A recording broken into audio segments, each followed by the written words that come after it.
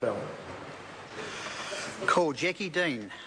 Mr Speaker, the jury's, hang on a minute, I'll just get the right name of the right bill.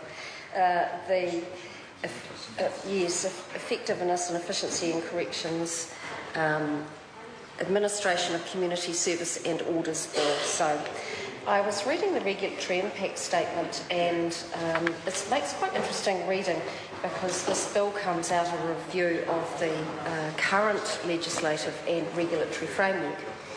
And the Department of Corrections has identified some minor but worth-to-do legislative amendments which will make the day-to-day management of offenders in all the areas which I'm going to go over more effective and more efficient. And so, according to the regulatory impact statement, the preferred option for the Department of Corrections is to make these minor amendments. Option one was status quo and to do nothing. And so it's worth remembering that this national-led government has passed 18 new laws and made other policy changes to improve public safety, but also to put the rights of victims to the forefront. And National will continue to promote policies that hold offenders to account and to put victims at the heart of the justice system. Generally, the current legislation is providing sound corrections framework, but there are certain provisions that have been identified as barriers to managing offenders in the community in a manner that is safe, in a manner that is secure, is humane, but also effective and efficient, and this bill will remove those barriers.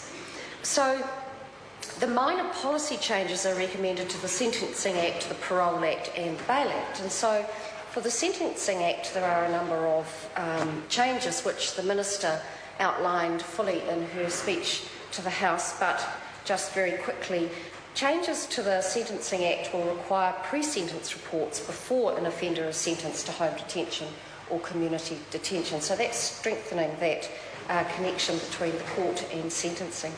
Clarify the effect on home detention of a subsequent sentence of imprisonment. So an offender is already on home detention and subsequently is sentenced to imprisonment. It just clarifies the effect on that home detention sentence, which is a little unclear at the moment. Prevent the imposition of non-custodial sentences that are inconsistent with an existing sentence or order.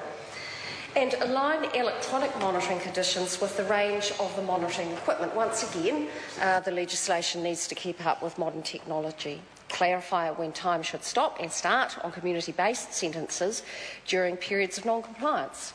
The offender goes back before the court. Well, what happens to the community-based sentence? That needs to be clarified. And enable court registrars to issue arrest warrants in applications to review a non-custodial sentence. So changes to the Parole Act of 2002 clarify. Once again, this is about clarifying and giving certainty to corrections.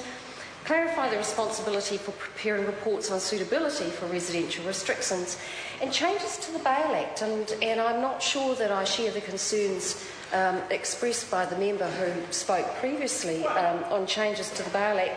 The changes that I see outlined in the bill is to prevent the imposition of bail conditions that are inconsistent with an existing sentence or order. We'll have a good look at that, and we'll also have a good look at enabling home detention to continue pending an appeal. So the Law and Order Select Committee will have a close look at those and the other changes. As to the final financial impact, corrections estimates that the proposal to clarify the effect of a subsequent sentence on imprisonment on home detention might require an additional $200,000 of capital funding, and that will be required to update the court's case management systems. Now, I think that sounds like quite a good efficiency to take, and that is something that the Law and Order Committee will be able to further review when we are doing our financial reviews of the Department of Corrections. Mr Speaker, the Law and Order Committee will give this bill full consideration, and I commend it to the House. Honourable Phil Goff. Mr Speaker, the previous